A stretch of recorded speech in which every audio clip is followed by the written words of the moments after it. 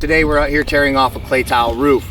You can see how the clay tile roof was originally installed in this house. It started out with a 30-pound felt and a 90-pound hot mop, so we call it an old hot mop system.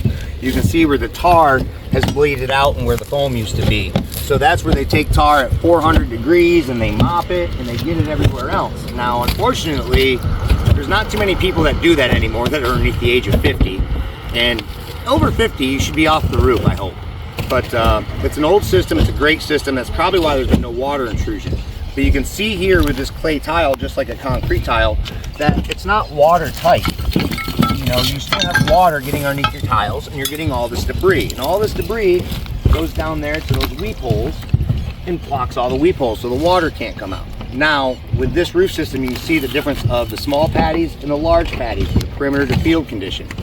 But when you look at a concrete tile or clay tile roof, those design pressures, even with the foam, they have the top foam here on this cap and they have the foam underneath it. It comes right off with one hand. So when we start installing the Queen style Verona, I'll show you if I can pick that tile up with one hand, because I'll guarantee you I can't. This has only got about a 64 pounds per square foot of pressure. Stone coated steel is averaging 153. So 120 mile an hour wind to a 300 mile an hour wind. So we want a bulletproof stone coated steel roof. Let us know. Give us a call, find us, like us, and follow us, and have a blessed day. Thank you.